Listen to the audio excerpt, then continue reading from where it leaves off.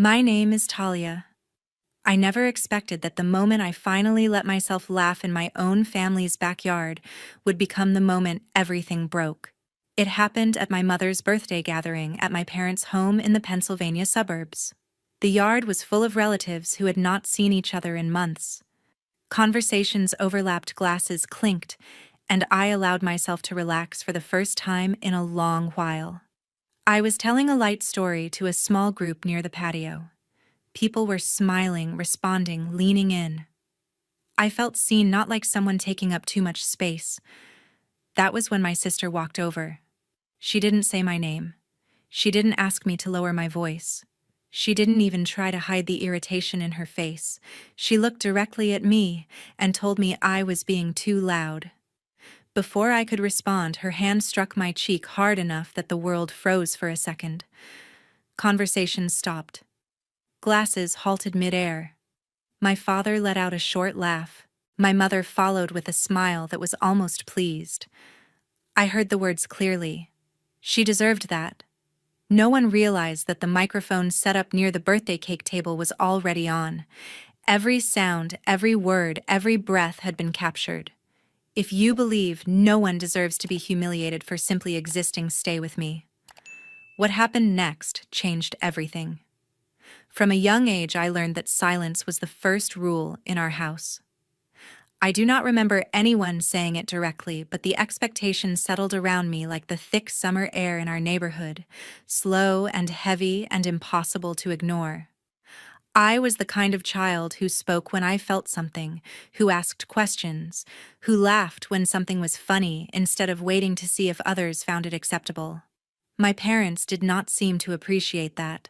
They never yelled or punished me harshly for it, but I could always feel their disapproval, the tightening in their jaw, or the brief pause before responding to me, the subtle suggestion that I should tone myself down for the sake of peace. My sister Claudia fit the atmosphere of our home perfectly. She mastered quiet smiles, polite nods, the controlled tone that adults praised as maturity. If I expressed excitement, Claudia was calm. If I cried, Claudia appeared composed. If I raised my voice out of joy, Claudia lowered hers and earned a compliment for being so graceful. I do not think she did these things out of malice. She simply learned early that our parents rewarded stillness. They wanted a daughter who reflected a certain image, one they could present to relatives and friends without fear of judgment. Claudia was that daughter. I was not. My parents never told me I was too much.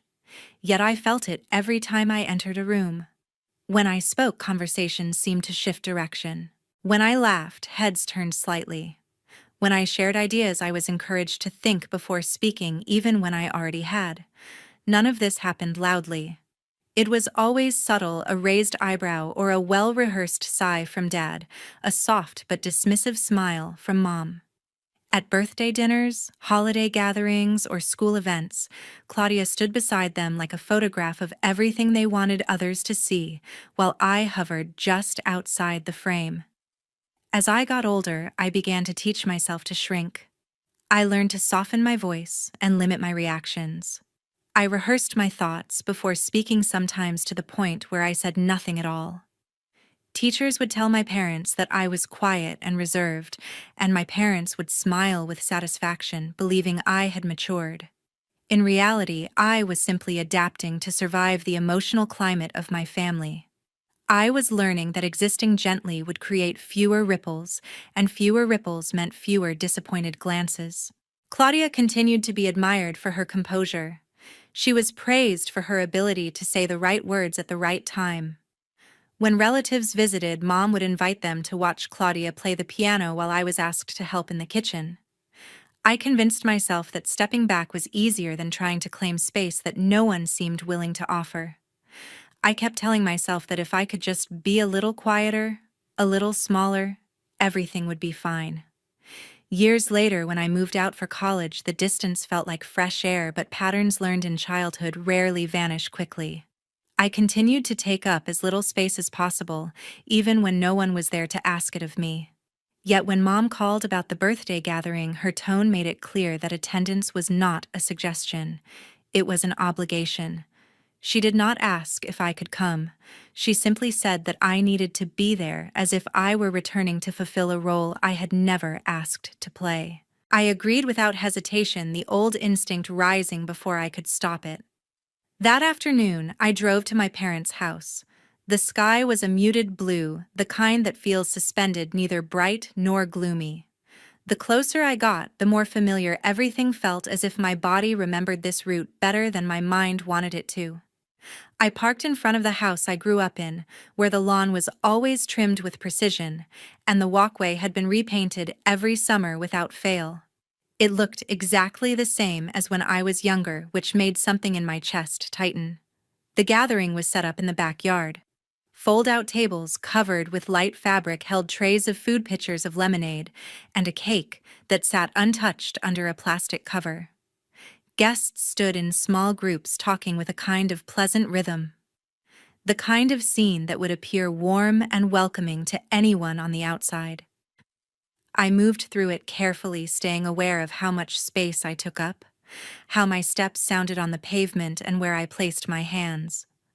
Old habits rose without invitation.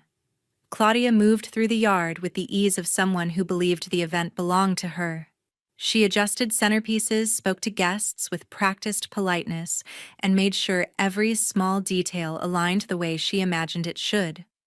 She was not the host yet. Her presence shaped the entire atmosphere. People looked to her the way one naturally looks toward the person in charge, even when no one officially named her as such. Her husband, Cole, stood near the drink table greeting relatives who approached him. He had always been kind in a steady, understated way. There was no forced cheerfulness, only measured conversation, and a sense of someone who watched more than he spoke. When he saw me, he smiled in a way that felt genuine rather than obligatory. He asked how I had been, and the question felt like it came from a place of true interest. I answered simply, not eager to say much, but not feeling dismissed either. I tried to blend into the background. I spoke softly when someone addressed me. I kept my laughter small. Yet as the afternoon went on, I found myself in a conversation with a cousin I had not seen in years. She told a story about something ridiculous that happened at work, and the image she painted was so vivid that I laughed before I could think about it. It was not loud or disruptive. It was just natural. A moment of ease. A moment where I allowed myself to exist without calculation. When I laughed, I felt Claudia's eyes on me. It was not dramatic or obvious. It was a small shift in her expression, a tightening near her mouth, a glance that lasted just long enough to be felt. She did not say anything. She did not need to. I recognized the message instantly. That laugh took up too much space. That laugh reminded her of the version of me she believed needed to be managed. I lowered my voice again. I stepped slightly backward. I reminded myself to observe the air around me before entering it. The conversation continued, but something inside me had already curled back into itself. Cole came closer at one point, standing near Claudia without saying much. He observed the room the way he always did, with quiet attention. I noticed his eyes move between Claudia and me, as if he sensed something beneath the surface. But he did not interfere. He never had, and I never expected him to. He existed beside Claudia, not within the deeper layers that had shaped us before he arrived. The evening moved forward with smooth, practiced politeness, yet I could feel tension building like heat beneath a closed door. It was silent, heavy, and waiting. By the middle of the gathering, the atmosphere began to shift. Conversations continued, plates were being refilled, and music played at a volume designed to blend into the background rather than draw attention. Yet something subtle changed in the way people interacted. I could feel it even before anything was said. It was the same familiar tightening I had learned to recognize long ago, the sense that my presence was brushing against invisible boundaries. I found myself telling a light story to a small group near the patio. It was not dramatic or attention-seeking, just a memory from a college event, something harmless that had made me laugh when I thought about it earlier that week. The people around me responded kindly. Their shoulders relaxed, their faces softened, and the laughter came easily. It felt natural without pretense. For a moment, I forgot to monitor myself. Claudia moved closer to the group, though she did not join it. She stood at a slight angle listening while pretending not to listen. Her expression did not change much, yet a tension gathered in the corners of her eyes. She waited until I finished a sentence before stepping forward, not to contribute but to redirect. She offered a correction about a minor detail that did not matter. Then she shifted the topic to something she believed more appropriate, something that positioned her as the one guiding the flow of conversation. I stepped back slightly, allowing space. I did not want to challenge her. I told myself it was easier to let her hold the center since that was the role she had always taken. But someone asked me a question directly, something related to the story I had begun. I answered simply. The response prompted another laugh. It was small, warm, unforced. Claudia's eyes met mine. There was no open anger in them, only the cold sharpness of someone who believed they had been undermined. She spoke to me with a gentle tone that did not match the message beneath it. She told me that I was getting carried away again, the same phrase that had followed me throughout childhood. I replied quietly that I did not think that was the case. The words were calm, measured, and free of challenge. To Claudia, that calmness was the offense. She saw it not as peace, but as performance. She believed I was trying to appear composed in a way that would make her look unreasonable. The moment stretched. It was small, nearly invisible to others, yet heavy enough to shift the air. She stepped closer, too close for a casual interaction. Her voice dropped lower, yet not enough to go unheard. She told me I always tried to draw attention, that I always disrupted the atmosphere, that even now I could not simply exist without making everything about myself. Before I could respond, her hand struck my cheek. The contact was sharp, precise, and final. The sound of it cut through conversation's silenced movement and held the attention of every person present. My face burned, but I did not lift my hand to it. I stayed still. Dad let out a short laugh. Mom smiled with a satisfaction that struck me deeper than the slap. Mom said I deserved it. Dad agreed without hesitation. No one realized that the microphone positioned near the small makeshift stage was already turned on. Every sound carried through the portable speaker system. The slap, Mom's voice, Dad's approval. All of it stretched into the quiet yard and settled into the silence that followed. I did not try to explain. I did not try to defend myself. I stood there letting the moment exist exactly as it had happened. The truth had finally spoken without me saying a word. I walked away from the backyard and stood alone under the covered porch. The air felt thick, not from tears or humiliation, but from the effort of keeping myself steady. I focused on my breathing, slow and quiet, so no one could say I was making a scene or trying to gain sympathy. I had learned that composure was the only shield I ever truly owned in that house. Footsteps approached behind me. I did not turn because I thought it might be Claudia ready to finish what she had started. Instead, I heard a familiar voice, gentle in a way that made my throat tighten. It was my cousin Jamie. He had always been the one relative who watched rather than joined, who listened rather than judged. He stepped beside me without pushing for attention, almost as if he had rehearsed how to take up as little emotional space as possible. He told me that the microphone had been on the entire time. The one used for speeches and small family announcements sat on a nearby stand, picking up every word, every breath, and every impact. Not only the slap, but also the sentence from my parents that followed. Jamie lifted his phone and said he had pressed record when he noticed tension building at the table. He did not record to expose anyone. He recorded because, as he put it, I knew no one would believe you if it came to your word against hers. The sentence settled into my chest with a weight that felt strange. It was not pain. It was recognition. Recognition that someone had seen me, truly seen me, for the first time in years. Jamie handed the phone to me. I listened to the recording once. The laughter stung far more than the slap. The sound of my own silence afterward sounded like something breaking. I thanked Jamie.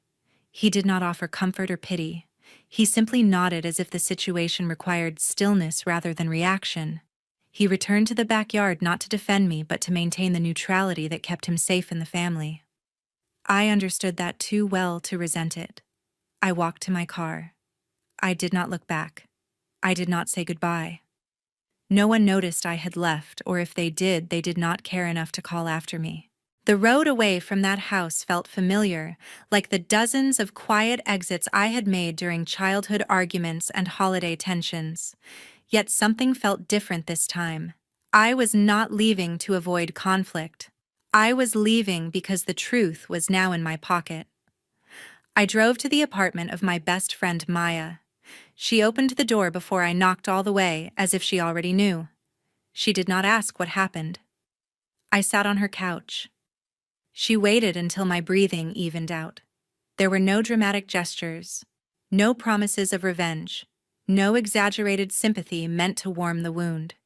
She simply existed beside me, and that was enough to remind me that I had not lost my voice entirely. When I finally told her what had happened, she listened with a stillness that made each word feel heavier and more real. I played the recording for her. When it ended, she did not gasp. She did not curse my family. She only looked at me for a long moment, and her voice was firm, almost steady enough to carry me. She said, "From now on, you are not allowed to shrink yourself anymore." The sentence did not comfort me. It restructured me. I sat back and held the phone in both hands. The proof was real. The moment was real. The choice was mine now. For the first time, I did not feel like a child hiding in a quieter version of myself. I felt like someone standing at the edge of something unspoken but necessary. I was not going back. A few days later, I listened to the recording. I had avoided it at first, because I thought it would only remind me of the sting on my cheek. I believed the pain was physical and temporary. When I finally played it through my headphones in my apartment, I understood how wrong I had been. The sound did not begin with the moment of the slap. It began long before that, in the laughter rising throughout the backyard, in the small comments that slipped under the surface of every interaction. I heard the way Claudia's tone shifted whenever I spoke, the slight lift of her voice that suggested patience stretched thin. I heard Mom's quiet amusement when I tried to soften the situation. I heard Dad's agreement disguised as humor. Then the slap arrived, but it was almost gentle compared to what followed. The words were what cut the deepest. The recording caught the moment Mom said that I deserved it. Her voice was clear and unbothered, as if the judgment had been formed long before that afternoon. The laughter that followed felt familiar, something that had echoed in different forms throughout my childhood. I sat still while the recording continued. I did not cry. I barely moved. I realized I was not reacting to a single event. I was confronting a pattern that had shaped every quiet part of my life. It became obvious that I had spent years shrinking myself to avoid becoming a problem. I had spoken softly, measured my words, adjusted my laugh, and waited for approval that never arrived. Claudia had not slapped me because I was loud at a party. She had done it because my existence had always been something she needed to contain. The recording forced me to see that the rules had been set long before either of us understood them. Claudia was allowed to be centered. I was expected to disappear. The next morning, Claudia sent a message. It did not mention the slap. It did not mention the cruel statement. She wrote that she hoped I had reflected on my behavior and that I could return to the family space with maturity. The wording sounded rehearsed, the kind of message sent when someone is confident that others will support their version of the truth. A few hours later, Mom texted as well. She spoke about preserving peace and avoiding embarrassment. She said nothing about the harm. I stared at the messages for several minutes before locking my phone. I did not reply. I did not explain myself. I did not defend my character. I chose silence because for the first time, Silence belonged to me. That week, I made an appointment with a therapist.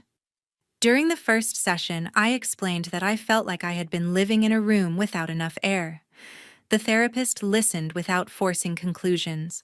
She said that I had learned survival through invisibility, and that unlearning it would take patience. She did not encourage confrontation or reconciliation. She encouraged presence. She asked me to notice what my voice sounded like when I was not bracing for impact. In the following days, I realized how heavy I had been carrying myself. I began practicing small acts of expansion. I spoke without waiting for permission. I laughed without monitoring volume. I allowed myself to exist without apology. I did not respond to Claudia or to Mom. The absence of a reply was heard louder than any explanation I could have written. I did not need to argue. I did not need to justify. My silence was no longer the silence they taught me. It was the silence I chose. The following week, the recording began to circulate among extended family. I did not send it to anyone. Jamie had only given it to me, and Maya had respected my space completely. Yet families have their own invisible circulatory systems carried through whispers, group chats, and the subtle urgency of shared judgment. One cousin passed it to another, then a distant aunt requested it, and within a few days nearly everyone in the family had heard it. I did not track its path.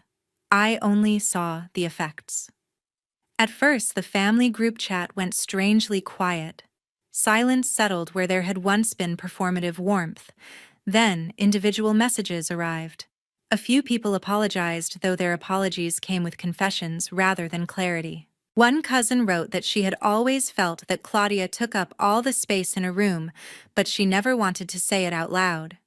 Another said she remembered how I was told to lower my voice at every holiday dinner, even when I was barely speaking. These were not revelations. They were acknowledgments people had avoided making for years. Still hearing them offered a strange form of validation. Not comfort, but recognition. Claudia's husband did not send me a message at first. His silence felt different. In the recording, his voice had not appeared often. He had not laughed. He had not intervened. He had stood somewhere between neutrality and distance. A few days later, I noticed subtle changes. On social media, he stopped posting pictures that included Claudia. Then family members mentioned that he had begun staying longer at work, returning home late, avoiding shared plans. I heard these things secondhand, but they aligned with something I had sensed before. Cole had always been kind in a quiet and consistent way. He had never told me to lower my volume. He had never looked at me with the exhausted patience Claudia did. His silence now was not avoidance. It was consideration. My parents reacted differently. When people began asking questions, they did not reflect. They retaliated. Mom called me first, saying that I had embarrassed her and disrupted the unity of the family. She did not mention the slap. She did not mention her own words in the recording.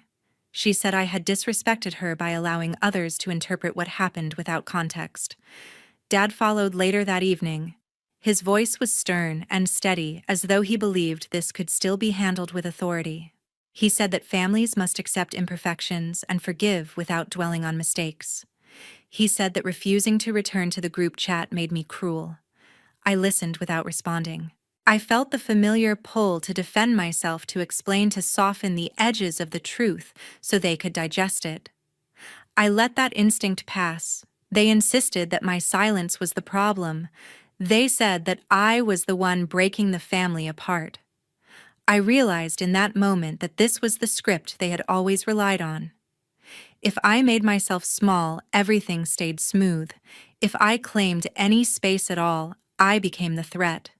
This pattern was not new. The only new element was that I no longer accepted it. I did not argue. I did not apologize. I did not explain that I had not shared the recording. I simply said that I needed space. Mom said space was selfish. Dad said space was dramatic. I said goodbye and ended the call. The days that followed felt strangely quiet, not empty, but peaceful in a way I had never experienced within my family. I attended therapy sessions and began noticing how my body reacted when I allowed myself to speak without restraint. I slept without tension in my shoulders. I laughed without checking the volume. I understood that the consequences unfolding were not mine to control. They belonged to the truth that had finally surfaced. I had always been told that silence kept peace. Now silence became the line that protected me.